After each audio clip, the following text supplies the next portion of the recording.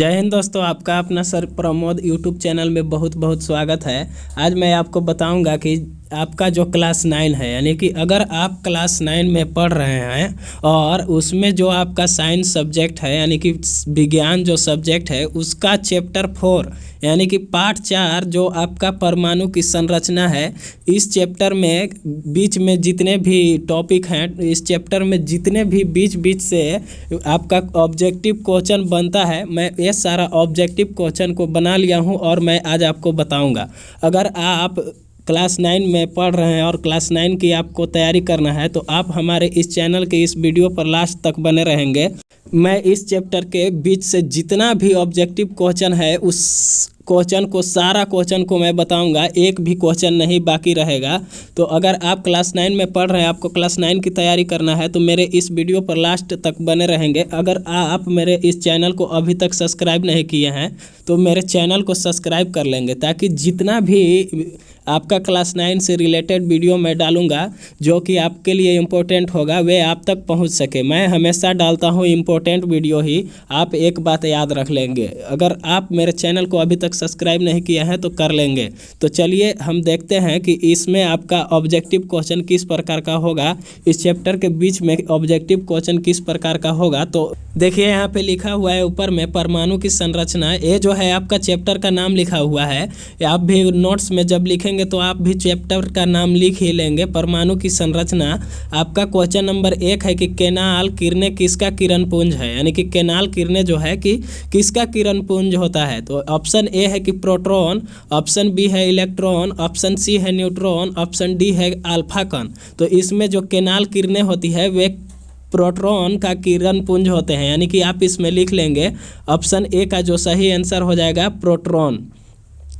आपका question number 2 है कि कैथोड किरणों में क्या उपस्थित रहते हैं, यानी कि कैथोड किरणें जो होते हैं उसमें क्या उपस्थित रहते हैं। ऑप्शन ए है इलेक्ट्रॉन, ऑप्शन बी है प्रोटॉन, ऑप्शन सी है न्यूट्रॉन, ऑप्शन डी है परमाणु।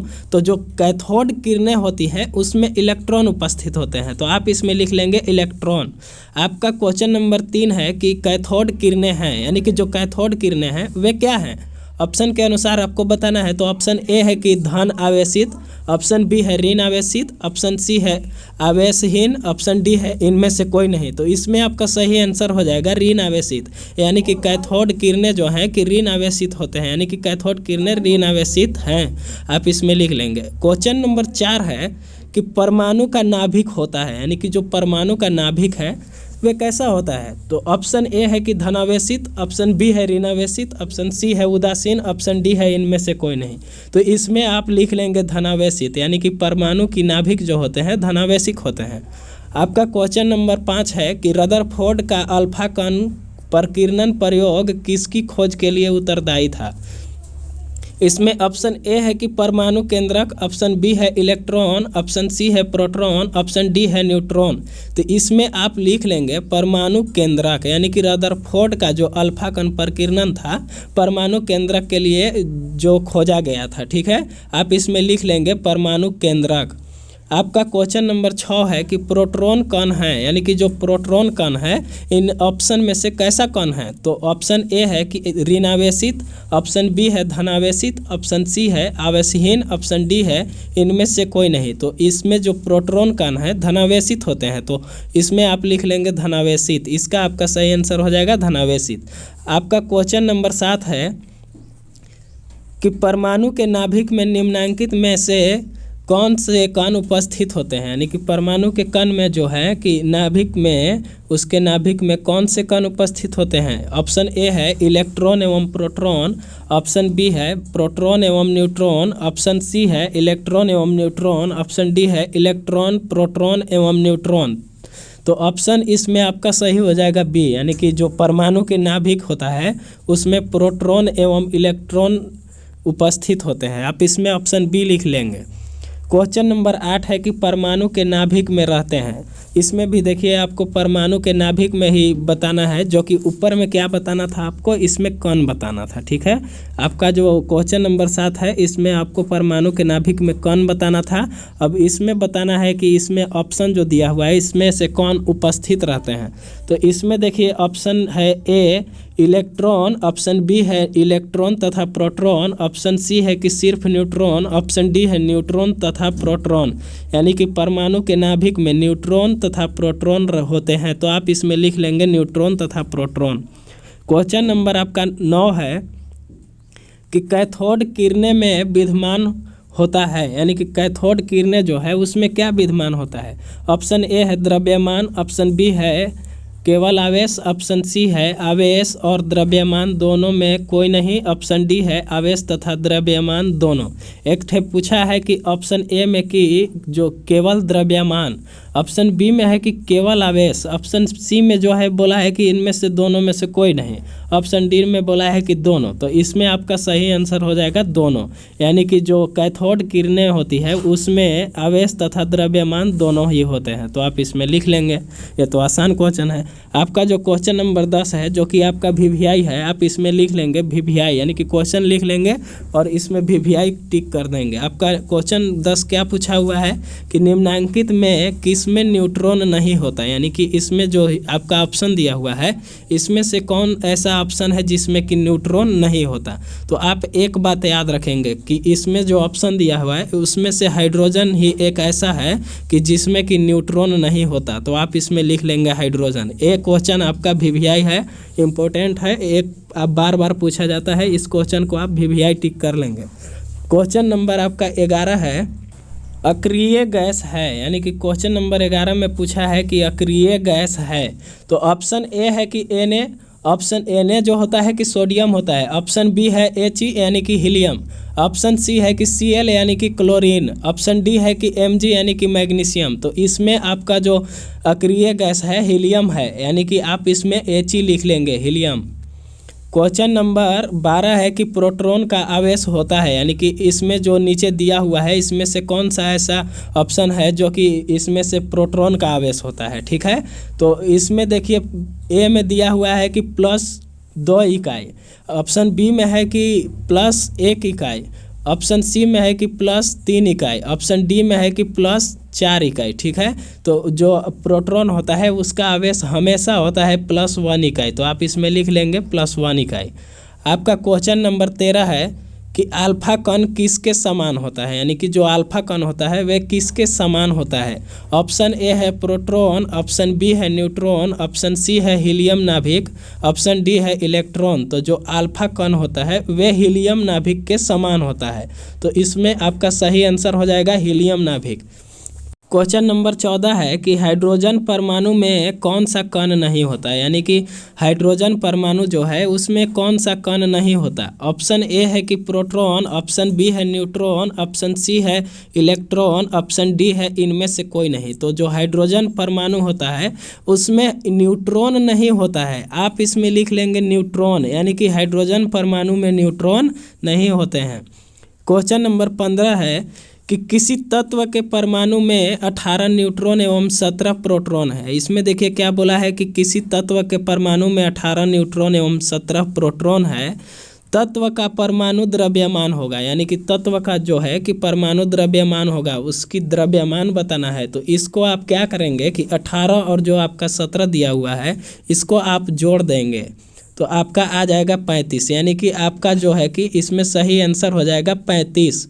आपका जो इसमें पूछा हुआ है कि परमाणु में द्रव्यमान इसका कितना होगा, तो द्रव्यमान जब आप 18 न्यूट्रॉन और 17 प्रोटॉन को जोड़ेंगे तो इसमें आ जाएगा 35। तो आपका द्रव्यमान 35 हो जाएगा, परमाणु द्रव्यमान आपका 35 हो जाएगा। ठीक है, क्वेश्चन नंबर 16 है कि एक तत्व के समस्थानिक में होते हैं, यानी कि एक तत्व के समस्थानिक में क्या होते हैं। तो ऑप्शन ए है कि समान भौतिक गुण, ऑप्शन बी है कि भिन्न रासायनिक गुण, ऑप्शन सी है कि न्यूट्रॉन की अलग अलग संख्या, ऑप्शन डी है कि भिन्न परमाणु संख्या। तो एक जो आपका तत्व है मान लीजिए, और उसमें अगर समस्थानिक पूछा जाए तो तत्व के समस्थानिक में न्यूट्रॉन की अलग अलग संख्या होती है। जो न्यूट्रॉन होते हैं उसकी अलग अलग संख्या होती है, वे एक संख्या में नहीं होते हैं। आप इसमें लिख लेंगे न्यूट्रॉन की अलग अलग संख्या।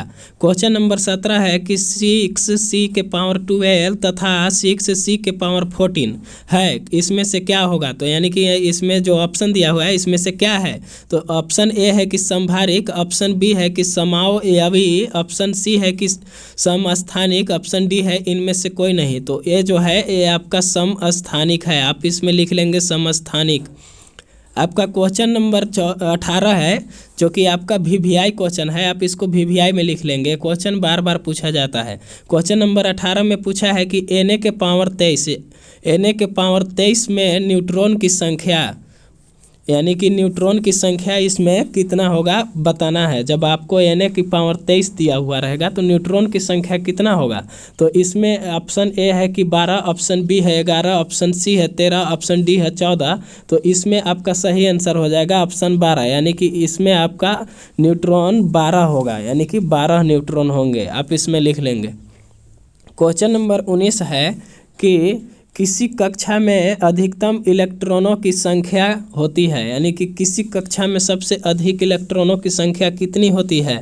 इसमें ऑप्शन ए है कि n², ऑप्शन बी है कि n-1 के होल स्क्वायर, ऑप्शन सी है कि 2n², ऑप्शन डी है कि n के पावर 3, यानी कि इसमें आपका सही आंसर हो जाएगा 2n², आप इसमें लिख लेंगे। यानी कि किसी कक्षा में अधिकतम इलेक्ट्रॉनों की संख्या 2n² होती है। क्वेश्चन नंबर 20 है कि सोडियम का सही इलेक्ट्रॉनिक विन्यास निम्न में से कौन सा है, यानी कि इसमें से सोडियम जो है, सोडियम का सही इलेक्ट्रॉनिक विन्यास होना चाहिए। ऑप्शन ए है कि 2-8, ऑप्शन बी है कि 2-1-8, ऑप्शन सी है कि 8-2-1, ऑप्शन डी है कि 2-8-1। तो इसमें आपका सही आंसर है डी, यानी कि 2-8-1। जब भी लिखाता है तो सबसे पहला कक्ष में 2 होता है, ठीक है, उसके बाद वाला कक्ष में 8 होता है, उसके बाद वाला कक्ष में 16 होता है। तो इसका जो है कि सोडियम का 11 होता है, इसलिए इसका 11 पूरा करने के लिए हम लोग 2-8-1 लिखेंगे। आपका क्वेश्चन नंबर 21 है कि यदि किसी तत्व का परमाणु क्रमांक ए तथा परमाणु द्रव्यमान Z है तो उसके परमाणु में उपस्थित इलेक्ट्रॉनों की संख्या होगी, ठीक है। तो ए और Z इसमें बोला है, तो इसमें आपका सही आंसर हो जाएगा Z-A, यानी कि इसमें जो आपका न्यूट्रॉन है इसकी संख्या होगी Z-A, यानी कि Z में से, यानी कि Z जो है कि आपका द्रव्यमान है, इसकी परमाणु का द्रव्यमान है, और परमाणु की द्रव्यमान में से हम लोग परमाणु क्रमांक को क्या कर देंगे तो घटा देंगे, यानी कि Z-A होगा। आपका क्वेश्चन नंबर 22 है कि Cl-, यहाँ पे देखिए आयन चढ़ा हुआ है माइनस, Cl- आयन में संयोजकता इलेक्ट्रॉनों की संख्या होगी, यानी कि जो आपका इसमें Cl- है इसमें संयोजकता इलेक्ट्रॉन की संख्या पूछा हुआ है। तो इसमें आपका जो होगा कि Cl- वाला में आपका 8 होगा, यानी कि आप इसमें 8 लिख लेंगे। क्वेश्चन नंबर 23 है कि हाइड्रोजन की संयोजकता होती है, यानी कि हाइड्रोजन की संयोजकता कितनी होती है। तो हाइड्रोजन की संयोजकता जो है कि हमेशा 1 होता है, आप इसमें लिख लेंगे। मैंने अभी जितना भी आपको क्वेश्चन बताया, क्वेश्चन नंबर 1 से लेकर के क्वेश्चन नंबर 23 तक, यानी कि जितना भी क्वेश्चन हुआ 1 से लेकर के 23 तक, इसमें क्या था कि आपको ऑप्शन दिया गया था, ठीक है, इसमें ऑप्शन दिया गया था और हम लोगों को ऑप्शन चूज करना था, यानी कि जो सही आंसर था उसको हम लोगों को चुनना था, ठीक है। अब जो मैं आपको बताऊंगा उसमें डायरेक्ट आंसर लिखा हुआ होगा और उसको भी आप अपना नोट्स कॉपी में लिख लेंगे, ठीक है। मैंने आपको नोट्स बनाने का तरीका पिछला वीडियो में बताया था, ठीक है, और पिछला वीडियो में बताया मैंने ये भी था कि आपको किस वीडियो से नोट बनाने हैं, यानी कि मेरा कौन सा वीडियो है जिससे कि आपको नोट्स बनाने हैं, ठीक है। तो आप अगर उस वीडियो को अभी तक नहीं देखे होंगे तो मेरे डिस्क्रिप्शन बॉक्स में लिंक दिया हुआ है, आप जा करके वहाँ से देख लेंगे और अपना नोट्स बनाना शुरू कर देंगे। आपका जो क्लास 9 है इसका कोर्स फाइनल होते तक, एग्ज़ाम आते तक आपका पूरा नोट्स बन करके रेडी हो जाएगा और आप एक अच्छे नोट्स बना करके अच्छे से तैयारी करेंगे। आप जैसा कि देख रहे हैं कि यहाँ पे जो भी क्वेश्चन है उसका डायरेक्ट आंसर लिखा हुआ है जो कि ऑब्जेक्टिव का ही है। ठीक है, ये भी क्वेश्चन जो है कि ऑब्जेक्टिव का ही है, तो ये क्वेश्चन भी आप ऑब्जेक्टिव वाला लाइन में ही लिखेंगे। आप ऑब्जेक्टिव वाला लाइन में एकदम सीरियल नंबर से क्वेश्चन लिखेंगे और आंसर लिखेंगे, और इसको सारा जितना भी इसका जो आंसर दिया हुआ है और क्वेश्चन, इसको याद रखेंगे। ठीक है, तो आप इसमें देखिए कि इसका क्वेश्चन नंबर 1 में है कि परमाणु के नाभिक की खोज किसने की थी। परमाणु के नाभिक की खोज किसने की थी, ये क्वेश्चन जो है कि आपका वीवीआई है। आप इसमें वीवीआई लिख लेंगे, क्योंकि ये क्वेश्चन जो है कि बार बार पूछा जाता है, तो इसको आप वीवीआई लिखना नहीं भूलेंगे। और जितना भी मैंने क्वेश्चन बताया है उसमें जो कि वीवीआई बताया है उसको आप वीवीआई लिख ही लेंगे। तो क्वेश्चन में देखिए क्या पूछा है कि परमाणु के नाभिक की खोज किसने की थी, तो इसका आंसर हो जाएगा कि लॉर्ड रदरफोर्ड, यानी कि जो लॉर्ड रदरफोर्ड थे वही परमाणु के नाभिक की खोज किए थे। ठीक है, आप इसमें लिख लेंगे। क्वेश्चन नंबर 2 है कि किसी परमाणु के मूलभूत कणों के नाम क्या है, यानी कि किसी भी परमाणु के मूलभूत जो कण हैं उसका नाम क्या है, ये बताना है आपको। तो परमाणु के जितने भी कण हैं उसको कहा जाता है इलेक्ट्रॉन, प्रोटॉन और न्यूट्रॉन, यानी कि प्रोटॉन, इलेक्ट्रॉन तथा न्यूट्रॉन। आप इसमें लिख लेंगे, 3 ठे होते हैं, प्रोटॉन, इलेक्ट्रॉन तथा न्यूट्रॉन। क्वेश्चन नंबर 3 है कि पदार्थों का परमाणविक सिद्धांत का प्रतिपादन किसने किया है, यानी कि जो पदार्थ है उसका परमाणविक सिद्धांत का प्रतिपादन किसने किया है। तो इसमें आपका आंसर हो जाएगा कि जॉन डाल्टन।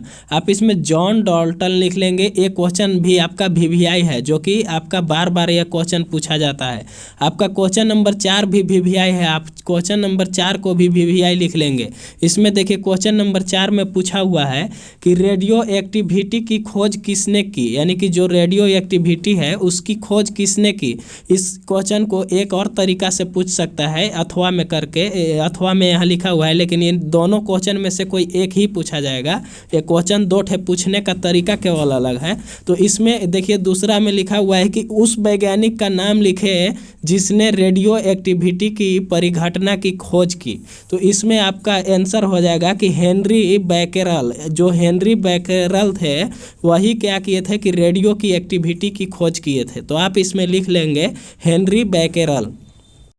क्वेश्चन नंबर 5 है कि किसी इलेक्ट्रॉन का निरपेक्ष द्रव्यमान तथा निरपेक्ष आवेश कितना होता है। इसमें आपको बताना है कि निरपेक्ष द्रव्यमान तथा निरपेक्ष आवेश बताना है। किसका बताना है, तो आपको इलेक्ट्रॉन का बताना है, यानी कि इलेक्ट्रॉन का निरपेक्ष द्रव्यमान और निरपेक्ष आवेश कितना होता है। तो इसमें देखिए इलेक्ट्रॉन का निरपेक्ष आवेश जो द्रव्यमान होगा, निरपेक्ष द्रव्यमान वे होता है कि 9.109 गुना 10 के पावर में -31 किलोग्राम होता है। तो आप इसमें लिख लेंगे कि 9.109 गुना 10 के पावर में -31 किलोग्राम। इसमें फिर आपको बताना है कि इलेक्ट्रॉन का निरपेक्ष आवेश, तो मैं बता रहा हूँ कि इलेक्ट्रॉन का निरपेक्ष आवेश जो है कि 1.602 गुना 10 के पावर में -19 कूलम होता है। आप इसमें लिख लेंगे। क्वेश्चन नंबर 6 है, यानी कि क्वेश्चन नंबर 6 है कि इलेक्ट्रॉन के आवेश के मान का निश्चय किसने किया, यानी कि इलेक्ट्रॉन जो होता है, तो इलेक्ट्रॉन का जो आवेश है उसका निश्चय किसने किया था। तो इलेक्ट्रॉन के जो आवेश का मान है उसको रॉबर्ट ए मिलिकन ने निश्चय किया था। तो आप इसमें लिख लेंगे रॉबर्ट ए मिलिकन ने इलेक्ट्रॉन के आवेश के मान का निश्चय किया था। ठीक है, क्वेश्चन नंबर 7 है जो कि आपका क्वेश्चन ए वीवीआई है। तो आप इसको वीवीआई लिख लेंगे कि इलेक्ट्रॉन का आविष्कार किसने किया, यानी कि जो इलेक्ट्रॉन है उसका आविष्कार किसने किया था। तो इसका आंसर हो जाएगा कि जे टॉमसन ने इलेक्ट्रॉन का आविष्कार किया था। तो इसमें आपका आंसर हो जाएगा कि जे टॉमसन।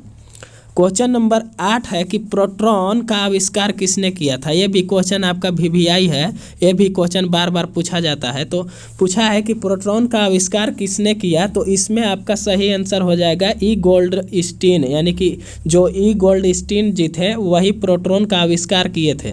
क्वेश्चन नंबर 9 है कि न्यूट्रॉन का आविष्कार कब और किसने किया, यानी कि न्यूट्रॉन का जो आविष्कार है कब और किसने किया था। ठीक है, और इस क्वेश्चन को एक और तरह से पूछा जा सकता है कि प्रायोगिक रूप से न्यूट्रॉन की खोज किसने की। तो ये दोनों क्वेश्चन जब, यानी कि दोनों क्वेश्चन में से कोई एक क्वेश्चन पूछा जाए तो उसका आंसर हो जाएगा 1932 ईस्वी में जे चैडविक ने किया।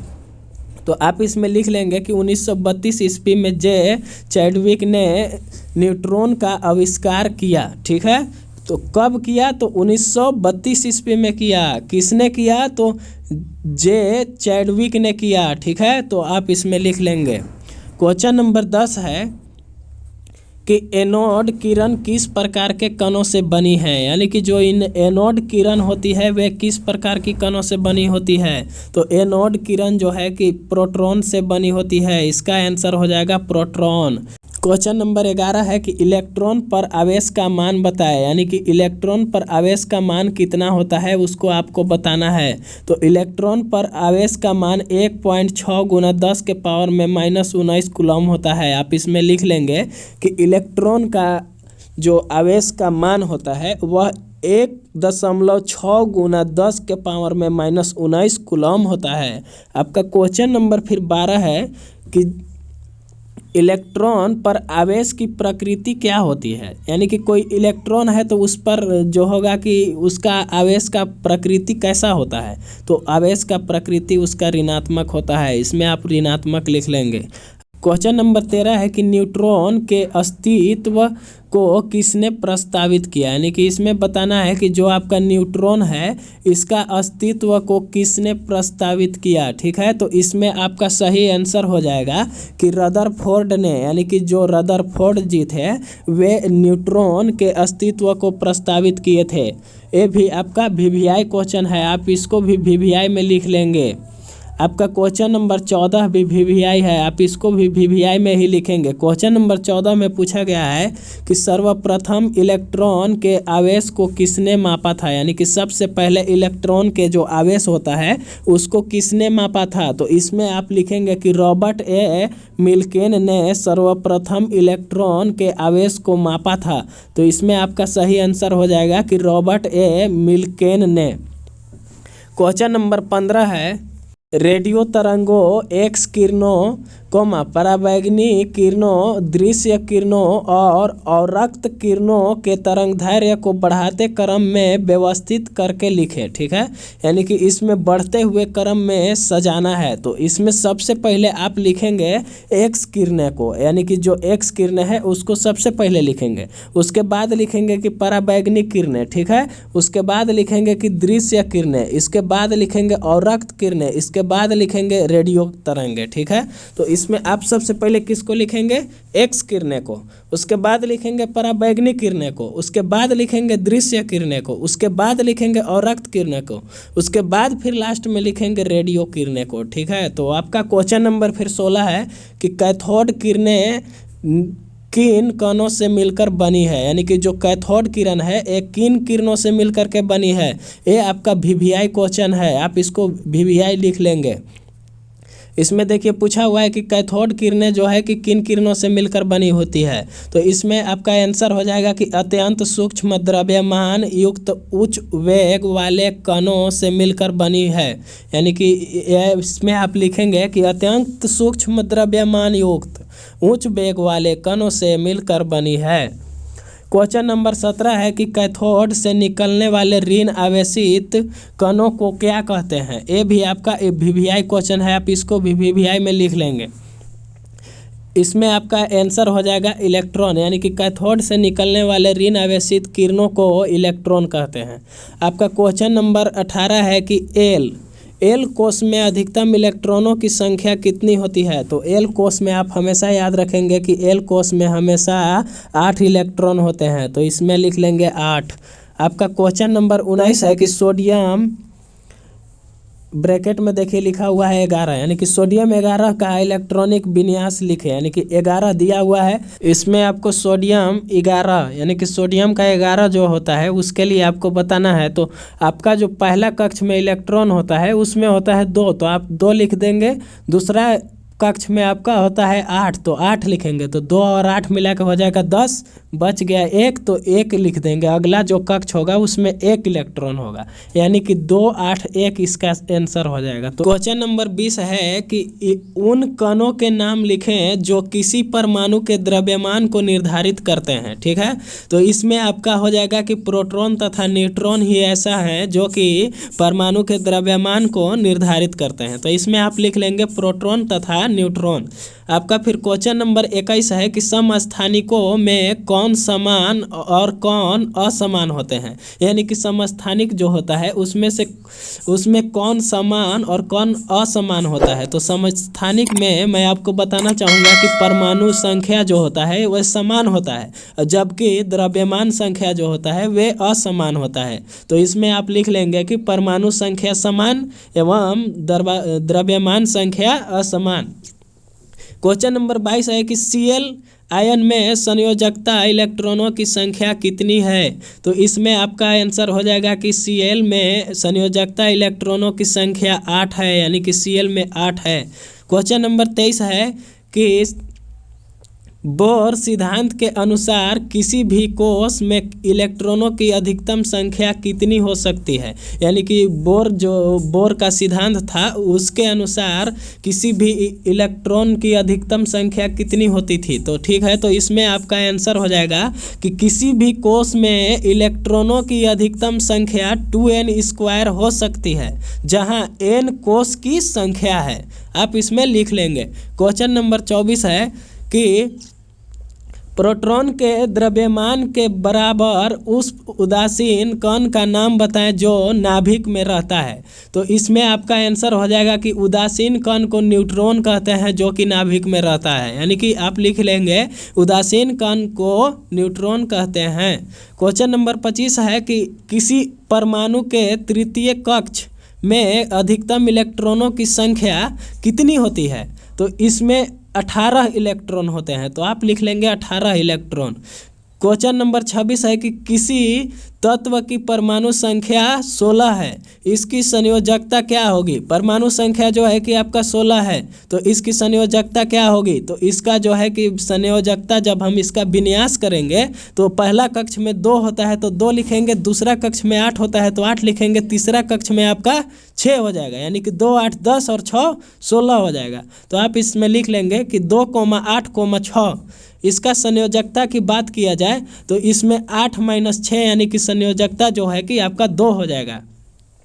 आपका क्वेश्चन नंबर 27 में पूछा हुआ है कि हाइड्रोजन के कितने समस्थानिक हैं, यानी कि हाइड्रोजन का कितना समस्थानिक होता है। तो हाइड्रोजन के 3 समस्थानिक होता है। कौन कौन? हाइड्रोजन के 3 ठे समस्थानिक कौन कौन होते हैं। तो पहला नंबर होता है कि H लिख के आपको ऊपर 1 नीचे 1 दे देना है, ठीक है, 1 ठे हो गया।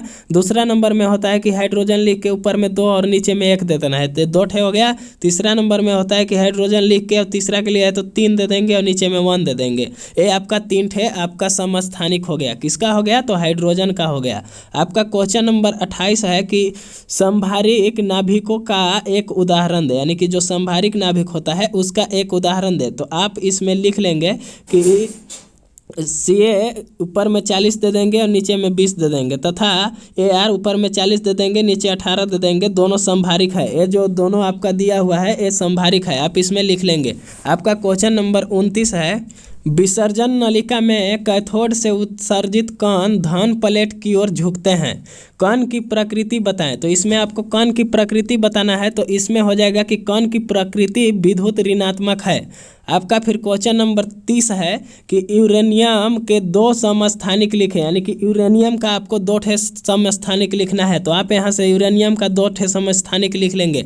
आपका फिर क्वेश्चन नंबर 31 है कि किसी तत्व के समस्थानिकों में किसमें समानता है, यानी कि किसी तत्व के जो समस्थानिकों होते हैं उसमें किसमें समानता होती है। आप इसमें लिखेंगे कि किसी तत्व के समस्थानिक में इलेक्ट्रॉन तथा प्रोटॉन की संख्या जो होती है कि समान होती है, ठीक है। आपका क्वेश्चन नंबर 32 है कि किसी परमाणु के बाह्यतम कोश में उपस्थित इलेक्ट्रॉन किस नाम से पुकारे जाते हैं। तो इसमें आपका हो जाएगा कि संयोजकता इलेक्ट्रॉन। क्वेश्चन नंबर 33 है कि हीलियम परमाणु का परमाणु द्रव्यमान 4U है, उसके नाभिक में 2 प्रोटॉन होते हैं, इसमें कितने न्यूट्रॉन होंगे। ठीक है, इसमें आपको न्यूट्रॉन बताना है। तो इसमें जो आपका 4 U है, इसलिए इसमें आपका 2 न्यूट्रॉन हो जाएगा, तो आप इसमें 2 न्यूट्रॉन लिख लेंगे। 34 है कि रदरफोर्ड का अल्फा कण प्रकीर्णन प्रयोग किसकी खोज के लिए उत्तरदायी था। तो इसमें आपका हो जाएगा कि परमाणु केंद्रक, यानी कि जो रदरफोर्ड जी थे उनका जो अल्फा कण प्रकीर्णन था वे परमाणु केंद्रक के लिए उत्तरदायी था। तो आप इसमें लिख लेंगे। आपका क्वेश्चन नंबर 35 है कि हाइड्रोजन परमाणु में कौन सा कण नहीं होता है। तो इसमें आपको बताना है कि हाइड्रोजन जो परमाणु होता है उसमें कौन सा कण नहीं होता है। तो इसका आपका आंसर हो जाएगा न्यूट्रॉन, यानी कि न्यूट्रॉन जो होता है कि हाइड्रोजन परमाणु में कण नहीं होता है। आपका क्वेश्चन नंबर 36 है कि उस समस्थानिक का नाम बताए जिसका उपयोग घेंघा रोग के इलाज में किया जाता है, यानी कि ऐसा कौन सा समस्थानिक है जिसका उपयोग घेंघा रोग हो जाने पर उसका उपयोग किया जाता है, उसके इलाज के लिए किया जाता है। तो इसमें हो जाएगा कि आयोडीन के समस्थानिक का उपयोग घेंघा रोग के इलाज के लिए किया जाता है। तो इसमें आप लिख लेंगे कि आयोडीन के समस्थानिक का उपयोग होता है। आपका क्वेश्चन नंबर 37 है कि किसी तत्व के बाहरी कक्ष में अधिकतम कितने इलेक्ट्रॉन रह सकते हैं, यानी कि किसी तत्व है, यानी कि कोई भी तत्व है, ठीक है, कोई भी तत्व है तो उसका कक्ष में जो कि बाहर का कक्ष होता है उसमें अधिकतम कितने इलेक्ट्रॉन रह सकते हैं। तो इसमें 8 इलेक्ट्रॉन रह सकते हैं, यानी कि आप इसमें 8 लिख लेंगे। क्वेश्चन नंबर 38 है कि यदि किसी तत्व की परमाणु संख्या 5 हो, यानी कि उसकी परमाणु संख्या 5 हो तो उसकी संयोजकता क्या होगी। तो इसकी संयोजकता हो जाएगी 3। क्वेश्चन नंबर 39 है कि किसी परमाणु के M कक्ष में अधिकतम कितने इलेक्ट्रॉन रह सकते हैं। तो इसमें 18 रह सकते हैं, आप 18 लिख लेंगे। क्वेश्चन नंबर 40 है कि उस समस्थानिक का नाम बताएं जिसका उपयोग कैंसर के इलाज में किया जाता है। तो इसमें आपका हो जाएगा कोबाल्ट के समस्थानिक, आप इसमें कोबाल्ट के समस्थानिक लिख लेंगे। आपका फिर क्वेश्चन नंबर लास्ट है जो कि आपका क्वेश्चन नंबर 41 है कि उस समस्थानिक का नाम बताएं जिसका उपयोग परमाणु भट्टी में ईंधन के रूप में होता है। तो इसमें आप लिख लेंगे कि यूरेनियम के समस्थानिक, यानी कि जो यूरेनियम के समस्थानिक होता है उसका उपयोग भट्टी में, यानी कि परमाणु भट्टी में ईंधन के रूप में किया जाता है। आज के इस वीडियो में मैंने आपको बताया कि क्लास 9 का जो आपका परमाणु की संरचना चैप्टर है उसमें जितने भी ऑब्जेक्टिव क्वेश्चन बनते हैं वे सारे क्वेश्चन को ऑब्जेक्टिव को मैं बना करके आज बता दिया। ठीक है, अब मैं फिर मिलता हूँ आपको नेक्स्ट वीडियो में। अगर आप मेरे इस वीडियो को अभी तक लाइक नहीं किए हैं तथा इस चैनल को सब्सक्राइब नहीं किए हैं तो कर लेंगे, ताकि जितना भी मेरा इंपॉर्टेंट वीडियो आने वाला होगा वे आप तक पहुँच सके। आप मेरा चैनल का नाम याद रखेंगे, अपना सर प्रमोद। तो चलिए अब फिर मिलते हैं हम लोग नेक्स्ट वीडियो में। जय हिंद।